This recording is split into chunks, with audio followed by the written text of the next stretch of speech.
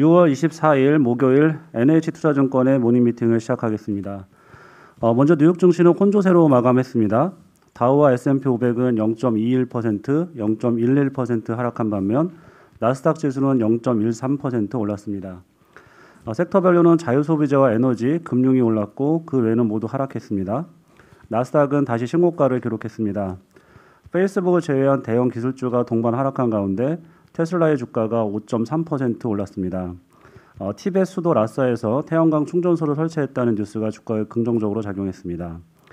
미국채 10년물 금리는 1.49%로 소폭 올랐습니다. 2022년 말 금리 인상을 예상한 페드 위원 중 하나로 알려진 보스틱 애틀란타 연준 총재는 경제가 테이퍼링을 시작하기 위한 충분한 추가 진전을 보이고 있다고 말했습니다. 유가는 올랐습니다. WTI가 전일 대비 0.6% 상승했는데 미국의 원유 재고 감소가 시장 기대보다 컸습니다. 드라이빙 시즌의 강한 수요를 반영한 것으로 해석되었습니다. 네, 오늘 저희가 준비한 자료는 모두 7개인데요. 먼저 한화종합화학 관련된 이슈부터 듣겠습니다. 삼성물산과 하나솔루션 같이 발표해 주시면 될 것 같고 김동양, 황유신 연구원입니다. 네, 하나솔루션 말씀드리겠습니다. 어제 공시를 통해서 삼성그룹이 보유한 삼성물산과 삼성 SDI가 보유하고 있습니다. 하나종합화학 지분 24.1%를 하나솔루션과 하나에너지가 9,868억 원에 취득하기로 이사회 결정을 했다고 나왔습니다. 이 가치 평가를 보면은 이번에 이제 4조 900억 원으로 이제 평가가 된 거고요. 이 전체 회사가요. 2014년에 인수를 할 당시에는 27%를 5천억 원에 인수를 했습니다. 하나솔루션이. 그래서 전체 가치를 1.9조 원에 인수를 했는데 이번에 인수는 이제 4조 원으로 인수를 해서 그런 이제 가치 변화가 좀 있었다라고 보시면 될 것 같습니다. 하나가 이제 지급해야 되는 대금은 이제 3년에 걸쳐서 지급을 할 예정입니다. 거래 종료일은 이제 7월 30일이고요. 그래서 이때 1차 금액 그리고 1년 후에 2차, 2년 후에 이제 3차 금액을 3년에 걸쳐서 지급하는 방식이 될 것 같습니다. 거래 가격은 이제 자본금 하나 종합화학의 자본금의 약 1.2배 수준으로 좀 평가가 된 걸로 보고 있고요. 거래 후에는 하나솔루션과 에너지가 100% 보유를 하게 되는 상황입니다. 정확한 계산법은 일단 그 그러니까 자본금의 한 1.0배를 기준으로 좀 놓고 여기에 좀 이자 비용을 감안을 하고 추가적인 이제 알파를 고려를 해서 삼성에 제시를 한 것이라고 보면 될 것 같습니다.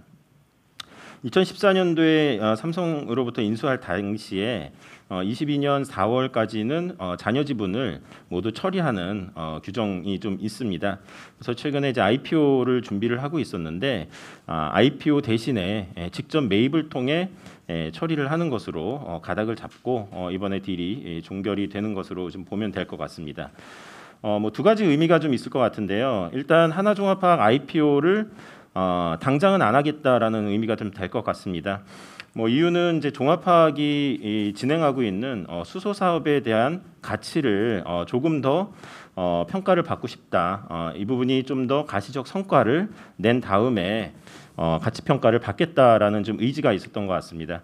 그래서 종합화학이 갖고 있는 이제 혼소 발전이나 수소 충전소 사업 등에 대한 이제 성장성에 대해서 투자를 좀 많이 하고 있고요. 그 자신감을 좀 갖고 있는 상황으로 보면 될 것 같습니다. 두 번째는 이제 종합화학이 지금 현금성 자산이 8천억 원이 지금 가지고 있습니다. 지금까지 아직 배당을 한 번도 하지 않은 상황인데 전체적으로 하나가 보유하게 됨으로써 이 자금에 대한 활용도 좀 자유롭게 할 수 있는 상황이 되었습니다. 따라서 이제 수소 사업에 대해서 좀 더 공격적인 투자가 가능하고요. 배당을 통해서도 이제 모회사로 일부 이전할 것으로 좀 보고 있습니다.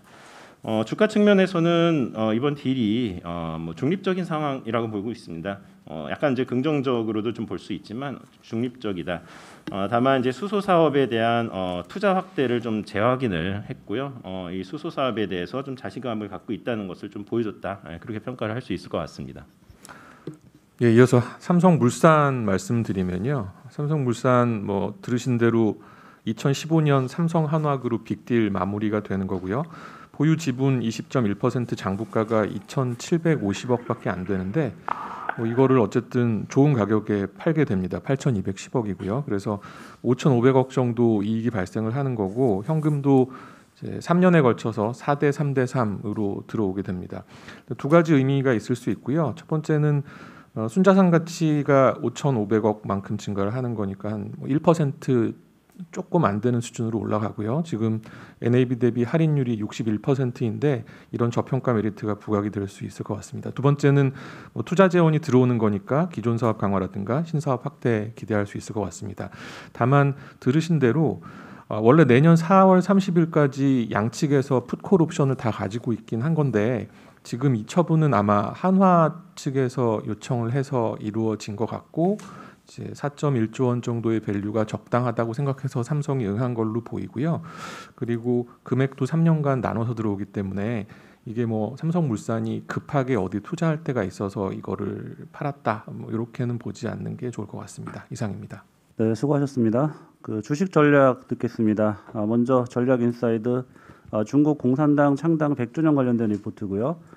박임금 연구원입니다. 오늘 7월 1일은 중국 공산당 창당 100주년 기념일입니다. 중국 정부는 최근 미중 분쟁에서 자국이 보인 굴하지 않는 태도, 코로나의 성공적인 방역 사례 등을 근거로 창당 100주년을 맞이하여 애국심을 고취시키며 공산당의 리더십을 더욱 강화할 전망입니다. 대외적으로는 서구권의 견제에 대응하는 동시에 협력 기회를 모색할 것입니다. 대내적으로는 올해 경제와 정책의 안정기조 유지가 중요합니다. 올해 정부의 주요 과제 중에 부채 비율 통제이고 그리고 특히 지방정부의 엄성부채 해소가 관건입니다. 중국 엄성부채는 지방정부의 상환과 리파이낸싱 채권으로의 교환을 통해서 해소될 전망입니다. 올해 명목 GDP 성장률 11%이고 지방정부 엄성부채가 해소되어 전체 지방정부 엄성부채 규모가 최소 전년과 동일할 수준을 유지한다고 가정한다면 엄성부채 비율은 2020년에 47%에서 올해 42.3%로 현저히 낮아질 전망입니다. 또한 향후 중화민족의 위대한 부흥이라는 중국몽을 실현하기 위해서 정부의 주요 과제로는 공동부유를 위한 중산층 확대와 불균형 완화 등이 꼽힙니다. 공동부유를 위해서는 농민공을 위한 호구제도 개혁, 사회보장제도 개편 등의 정책이 발표될 것입니다. 한편 최저임금 인상 외에 재산성 수입 제고도 중요하고 부동산과 자본소득 과세 등이 주요 방향이 될 것으로 전망됩니다. 공동부유를 가는 과정에서 중소형 도시로의 소비 확대가 주요 추세일 것으로 보입니다. 이에 의료, 미용, 뷰티 등 소비품 관련주의 중장기 성장이 기대됩니다. 한편 창당 100주년과 관련해서 공산당 선전과 사상 홍보, 당 이념 구현과 관련된 빅데이터 분석, 클라우드 서비스 보급 등 작업이 가속화되고 있습니다. 단기적으로는 영화 제작과 출판사, 빅데이터 관련 회사의 수혜가 예상됩니다. 공산당 창당 100주년 이슈에 관련 기업은 보고서표 6번에 정리해드렸습니다. 참조 부탁드리겠습니다. 네, 이상입니다. 중국 음성부채 해소라는 표현이 좀 눈에 들어오는데 이 과정에서 좀 예상되는 금융시장 영향이 있다면 어떤 게 있을까요? 음성부채라는 것은 사실 중국 위기론 2015년, 16년부터 꾸준히 나왔던 단어라고 생각됩니다. 음성부채라는 것은 중국 정부가 지방정부 LGFA 이런 지방정부 용자 플랫폼 통해서 이런 재무제표상을 보이지 않은 이런 부채라고 생각하면 되고 그동안 사실 어떤 정도 정리해서 많이 내려가긴 했는데 코로나 영향으로 작년 2020년 조금 더 높아지는 추세였습니다. 그래서 이를 좀 방지하기 위해서 올해는 좀 음성부채 축소가 전체 지방정부 부채 안정화시키는 주요 수단으로 보고 그래서 중국 시장에 미치는 영향에서 제한적으로 보고 있고 왜냐하면 전체 레버리지의 안정을 주요 임무로 보고 있고 디레버리징은 아니거든요. 한마디로 말을 바꿔서 얘기하면 지방 정부의 쪽의 부채를 조금 정리하는 반면 기업단에서 아직 코로나 영향에서 벗어나지 못하는 이런 기업을 조금 부채에 확대할 수 올라갈 수 있는 여지가 좀 남겨두는 정책이라고 생각하게 되겠습니다. 그래서 전체적인 금융시장에 주는 영향이 크지 않다 이렇게 판단하고 있습니다. 네, 이어서 지금 일본은 박주선 연구원입니다. 네, 일본 말씀드리겠습니다. 일본 최근 코로나19 백신 접종 속도가 상당히 빨라지고 있고요. 1회 예상 접종 횟수도 2,400만 회를 돌파했습니다. 한 달 전만 하더라도 올림픽 개최가 불가하다는 의견이 많았지만 최근에는 내국인 관람객의 경기장 입장도 허용하면서 상황이 많이 바뀌고 있다고 보고 있고요.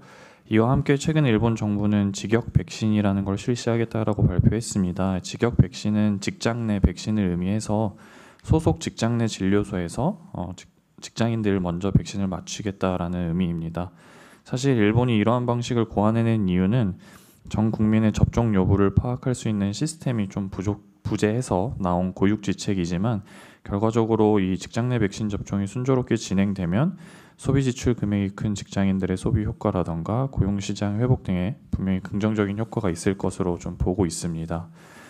런던과 뉴욕의 도쿄의 상황을 좀 비교해 봤는데요. 런던과 뉴욕 같은 경우에는 사실 대중교통 시설이나 상점, 여가 시설에 대한 이동성이 빠르게 개선됐고 결과적으로 여행, 레스토랑, 화장품 이런 기업들의 주가도 반등을 했습니다. 도쿄 같은 경우에는 최근까지도 긴급사태 선언이 시행되고 있어서 여전히 이동성이 낮은 상황이지만 그 일본의 HIS라고 하나토와 비교할 수 있는 기업이 최근 3개월 동안 한 70% 가까이 상승하는 것처럼 동종 기업들의 주가는 이미 리오프닝 관련 기대를 선반영한 상황까지 이르렀습니다. 근데 이거와 관련해서 런던과 뉴욕 같은 경우에는 사실 일반적인 오프라인 생활, 여가 생활 같은 것들은 즐기기 시작했지만 여전히 높은 재택근무 비율을 유지하고 있어서 백투 오피스까지는 진행되고 있지는 않습니다. 다만 일본 같은 경우에는 이러한 직장 내 백신 접종이 좀 백투 오피스를 조기에 실현할 수 있다는 점에서 투자 아이디어를 좀 추출해 볼 수 있을 것 같고요. 실제로 일본 주요 기업들은 백신 접종 개시와 함께 재택근무 비율을 빠르게 줄이고 있는 상황입니다. 결과적으로 직장인들의 오프라인 활동도 늘어나면서 다른 국가 대비 빠르게 백투 오피스 현상이 나타날 수 있을 거다라고 보고 있고 이러한 관점에서는 백투 오피스 관련 기업들 중에서 연초 이후 상대적으로 주가 상승폭이 제한적이었고 밸류에이션 부담이 낮은 기업들에 대한 관심이 필요하다라고 보고 있습니다. 추천 기업으로는 이제 패스트 리테일링과 경쟁하는 기업 중에 하나인 의류 기업 중에 시마무라라는 기업과 맥주 기업인 그린홀딩스, 그리고 중소형주 중에서는 외식 체인 운영 기업인 이치방야 이런 기업들이 백투오피스와 관련된 리오프닝 수혜 기업으로 보고 있습니다. 이상입니다. 7페이지 핫스톡 관련해서 제트홀딩스하고 니폰유센 꼽아주셨는데 이것도 간단히 말씀해 주시죠. 네, 니폰유센에 대해서 좀 더 말씀드리겠습니다. 일본을 대표하는 해운 기업이고 연초 이후 주가가 한 140%, 최근 3개월만 놓고 봐도 53% 정도 상승을 했습니다. 특히 그제 한 10% 정도 상승을 했는데요. 이 동종 기업인 미츠이 상선과 가와사키 기선이 올해 상반기 가이던스를 대폭 상향 조정했습니다. 9월 말까지의 시점에 대해서 가이던스를 대폭 상향을 했고 이러한 관점 속에서 니폰유센 역시도 가이던스를 상향 조정될 수 있다라고 좀 투자자들이 많이 기대를 하고 있는 것 같습니다. 미츠이 상선과 가와사키 기선이 가이던스 상향 조정한 거 내용을 보게 되면 6페이지 그림인데요. 사실 상반기에 대해서만 올리고 하반기 추정치에 대해 가이던스에 대해서는 대폭 올리지 않았습니다.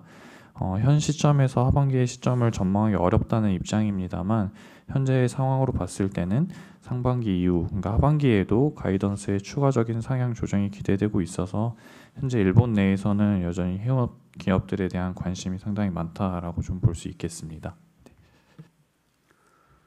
네, 이어서 산업기업 발표하겠습니다. 먼저 건설 건자재 쪽에 시멘트 산업 인덱스 리포트입니다. 이민재 연구원. 네, 시멘트 업종 하반기 때 변화가 좀 눈에 띄기 때문에 관련 자료를 작성해봤습니다. 일단 7월부터 시멘트 가격은 5% 인상이 되고요. 그 다음에 착공 증가하면서 시멘트 수요도 회복될 걸로 보고 있습니다. 그다음에 마지막으로 올해 상반기 때 뭐 순환자원 처리 시설 투자를 이제 다 마무리했는데 하반기부터 이제 가동이 본격화되면서 비용 절감 효과들 나타나기 때문에 저희는 쌍용 CN이 최선우주로 말씀드리고요. 관련 종목으로 아세아 시멘트랑 삼필 시멘트 역시나 말씀드리고 있습니다. 지금 이제 뉴스 보시면 시멘트가 부족하다라는 거를 3월부터 좀 계속 확인할 수가 있었는데요. 사실 시멘트라고 하면은 공급 과잉 산업입니다. 그렇기 때문에 시멘트 부족이 나올 수가 없는데 왜 이런 뉴스가 났냐?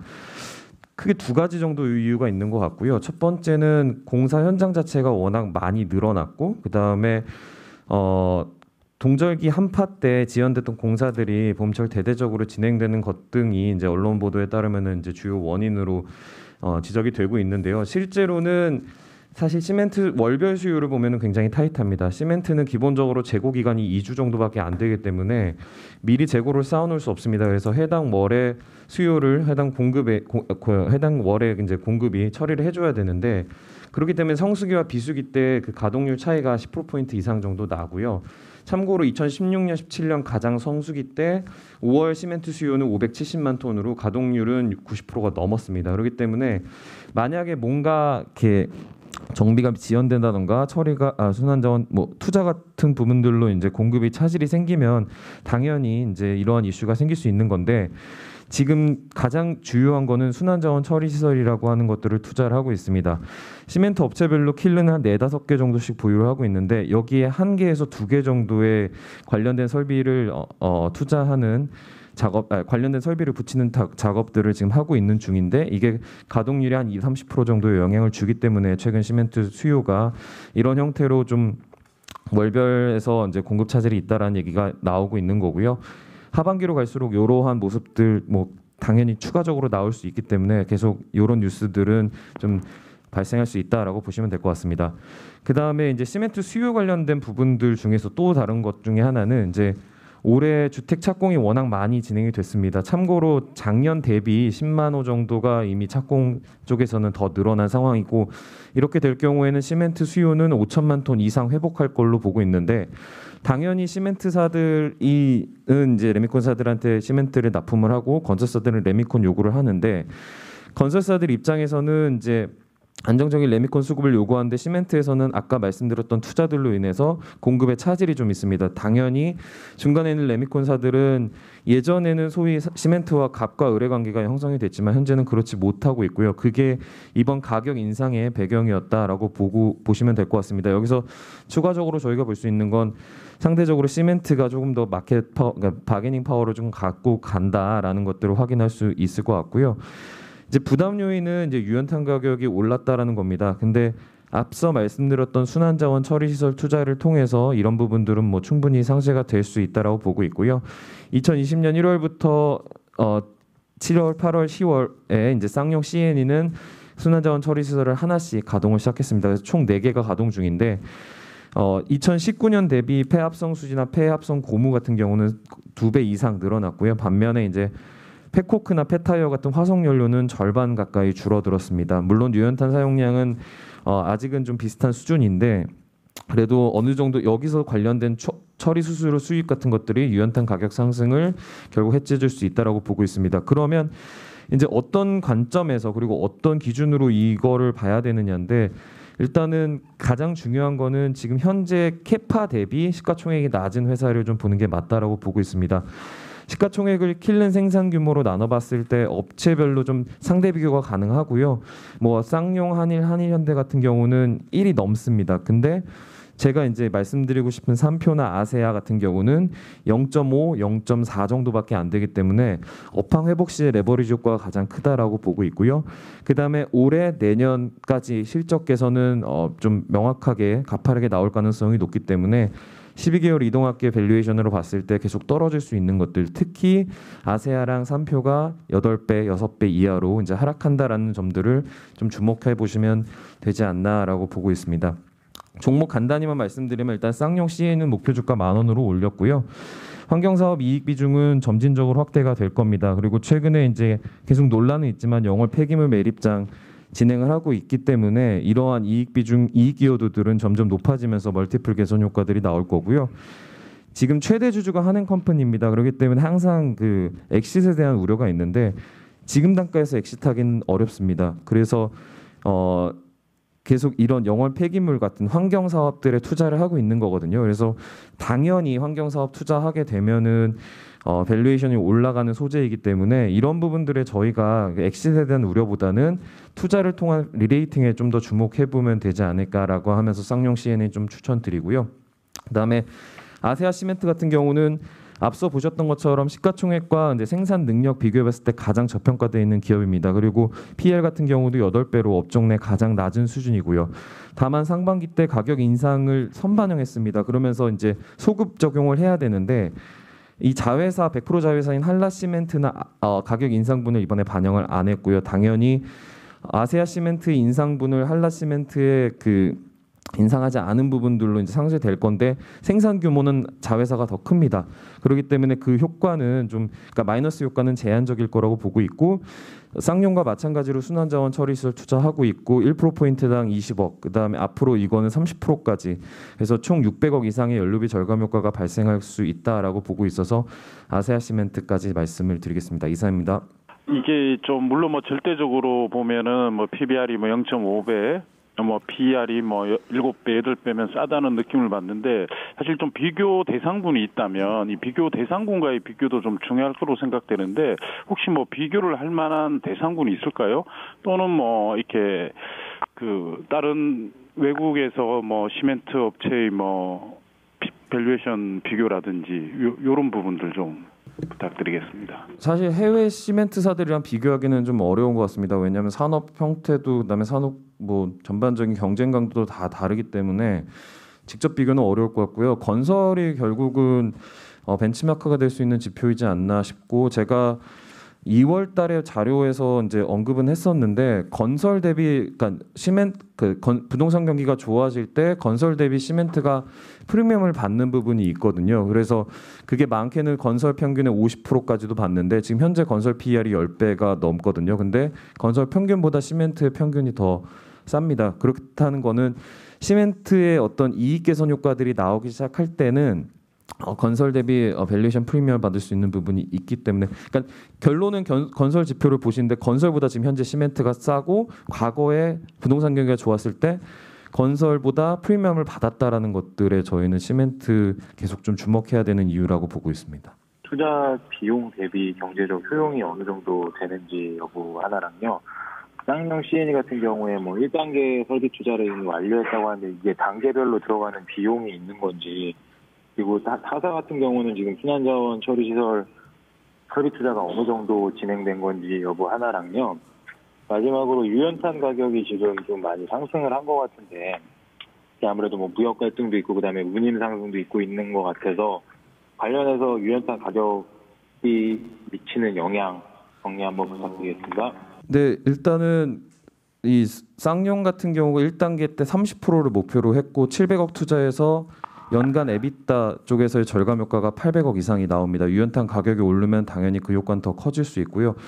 페이백 피리어드가 1년 정도밖에 안 되는 사실 좀 수익성이 굉장히 좋은 투자고요. 그 관련된 투자들 다른 시멘트사들 다 지금 하고 있습니다. 30%를 목표로 2022년도까지 30%를 목표로 하고 있기 때문에 뭐 투자비 비슷할 거고요. 그다음에 경제적 효과도 역시나 비슷할 겁니다. 그래서 이러한 효과들이 일단 올해 내년에 계속 좀 이루어진다라는 거고요. 그다음에 쌍용 같은 경우는 이제 2단계, 3단계를 50%, 70%를 목표로 하고 있습니다. 참고로 유럽의 시멘트 업체들이 전체 연료의 70% 정도를 폐기물을 태우면서 이제 시멘트 생산을 하고 있거든요. 그래서 그걸 목표로 쌍용도 지금 계속 진행을 하고 있고요. 투자비는 다만 이게 비율대로 늘어나는 거 아니고 조금 더 클 것 같습니다. 왜냐하면 아무래도 안정적인 연료보다는 조금 폐기물을 활용하기 때문에 그 설비들이 조금 더 고난이도 작업들이 들어갈 가능성이 높다라고 보고 있습니다. 그래서 전체적으로 30% 목표로 그다음에 경제적 효과도 30% 기준으로 700~800억 이상 그다음에 투자비는 700억 정도다라고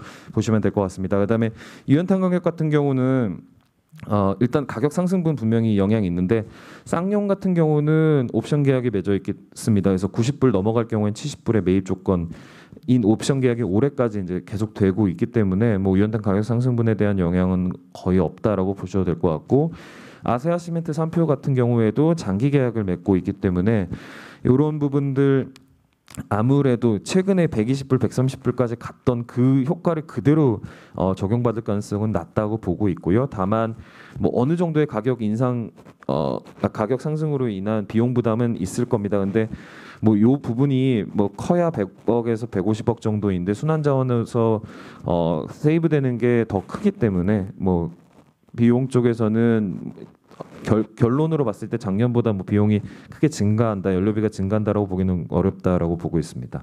내년, 내후년 전망 좀 어떻게 보시는지 하고요. 그 15년도 대비해서 그 영업이익률이 더 좋아지는 것 같은데 밸류에이션 측면에서 그때보다 더 받을 수 있는지 설명 좀 부탁드리겠습니다.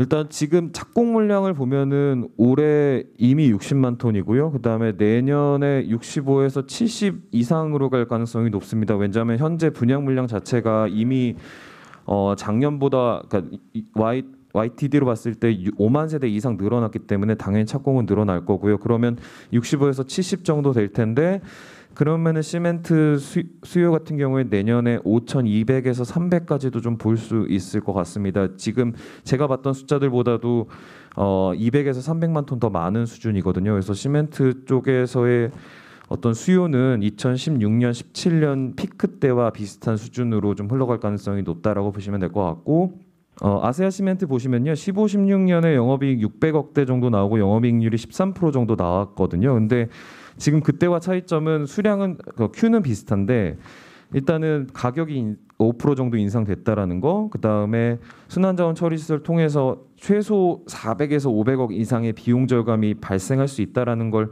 봤을 때 이익은 거의 2배 가까이 2배 이상으로 좋아질 가능성은 높다라고 보고 있고 당연히 멀티플도 뭐 그 당시 멀티플 적용해 봐도 지금 저희 추가적인 업사이드는 충분하다라고 보고 있는데. 이게 구조적으로 지금 그러니까 15, 16 같은 경우에 이제 분양 15년 피크 찍고 줄어들었는데 올해 같은 경우는 올해 분양을 피크 찍더라도 내년부터 또 3기 신도시 그다음에 GTX 사업들이 ABC가 다 들어가거든요. 거기다가 뭐 그밖에 이제 SOC 사업들뿐만 아니라 재건축 관련된 것들 추가적으로 더 붙을 수 있기 때문에 이 수량에 대해서 순간적으로 피크를 찍고 내려오는 게 아니라 그 정도 레벨이 한 뭐 4, 5년 지속될 수 있다라는 지표들만 계속 좀 받쳐준다면 밸류에이션은 그 당시보다 훨씬 더 높은 수준으로 갈 수 있다고 보고 있습니다. 네, 이어서 하나 에어로스페이스 목표 주가 상향 리포트입니다. 최진명 연구원.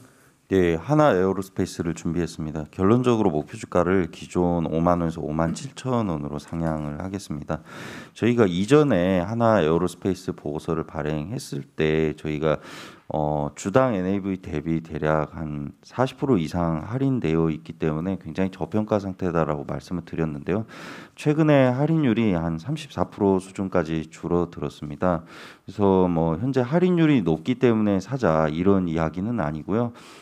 저희는 여기서 할인율이 좀 더 좁아질 수 있는 가능성이 있다고 보고 있습니다. 첫 번째는 하나 에어로스페이스 자체가 국내에서 대체 해제가 없는 기업입니다. 우주개발이나 항공무기 관련해서 복합기업의 형태를 지니고 있는 유일한 종목이고요. 두 번째는 하나 에어로스페이스의 자회사인 하나 디펜스가 현재 해외 수주가 굉장히 기대되는 상황이기 때문입니다. 최근에 호주의 레드백 장갑차 같은 경우 현재 거의 2개 후보 중 하나로 좁아져 있기 때문에 굉장히 기대되는 부분이고요. 내년 상반기 뭐 일부에서는 1분기라고 얘기를 하기도 하는데요. 그래서 어쨌든 내년 상반기 중에 발표가 예정되어 있습니다. 만약에 해당 건을 획득하게 되면 하나 에어로스페이스의 자회사인 하나 디펜스는 약 5조 원 규모의 대규모 수주 잔고를 확보하게 된다라고 보시면 될 것 같고요. 통상적으로 방산이 내수보다 수출때 마진이 좋다는 점 참고하시면 좋을 것 같습니다. 또 하나는 인도의 경전차 사업도 현재 영업을 진행 중인데요. 현재 이쪽은 세계 업체가 경합을 이제 하고 있기 때문에 조금 더 상황의 추이를 보도록 하겠습니다. 시간도 인도 쪽 같은 경우는 이제 입찰을 들어갔기 때문에 2년 이상 시간이 소요되지 않겠나 이렇게 생각을 하고 있습니다. 또 이 회사 수익 구조를 보면 최근에 하나 테크윈과 파워시스템 정밀기계 쪽에서 좀 변화가 나타났습니다. 한화테크인과 파워시스템과 정밀기계 세 개 회사는 방산이나 항공 쪽을 영업하지 않고 있는 일반 기계 회사입니다. 사실 작년까지만 해도 적자만 안 내주면 이제 그러니까 전체 경영 실적에 발목만 잡지 않아도 된다. 약간 이런 시각들을 많이 갖고 있었는데요. 올해 1분기를 보면 파워시스템 같은 경우 거의 BEP까지 수익 구조를 회복한 상태고요. 테크인과 정밀기계는 각각 영업이익률이 13.4%, 17.1%로 굉장히 고무적으로 올라왔습니다. 그래서 저희는 사실상 이 하나 에어로스페이스와 자회사들 중에 마이너 리그에 속했던 이 세 개 회사들이 수익성이 유의미하게 개선됐다는 점들을 좀 추가로 보고 있습니다. 마지막으로 하나 시스템이 유상증자가 마무리됐죠. 그러면서 전체적으로 시가총액이 3조 원이 넘는 거대 기업으로 등장을 했고 하나 에어로스페이스는 하나 시스템의 모기업으로서 향후 두 회사 간의 주가 연동성은 굉장히 커지리라고 보고 있습니다. 하나 시스템은 하나 에어로스페이스 연결 실적의 거의 30% 이상을 차지하는 중요 자회사이고요. 또한 기업 가치 측면에서도 전체 밸류에이션의 30% 가까이를 차지하는 기업입니다. 당사는 하나 시스템이 진행을 하고 있는 우주 개발 사업 또는 이제 도시명 항공 모빌리티에 대해서 굉장히 기대감을 갖고 있는 상황입니다. 저는 최근에 관련 쪽 보고서를 통해서 하나 시스템이 대략 20% 이상의 업사이드가 있다라고 이렇게 말씀을 드렸는데 이런 것들이 실현되면 하나 에어로스페이스도 모기업으로서 동일한 효과를 누릴 수 있다고 판단을 하고 있습니다. 이상입니다. 이어서 아모레퍼시픽입니다. 조미진 연구원. 네, 아모레퍼시픽 2분기 영업이익 추정치를 기존 1,309억에서 1,700억 원으로 하향 조정하겠습니다. 이니스프리 오프라인 점포를 2분기부터는 전년 대비 50개씩 공격적으로 축소시키고 있습니다. 이 과정에서 매출의 하락도 우려가 되고 상반기 가장 큰 쇼핑 페스티벌인 6.18 행사도 있기 때문에 2분기 마케팅 비용 집행이 전년 대비 늘어난 것으로 파악됩니다.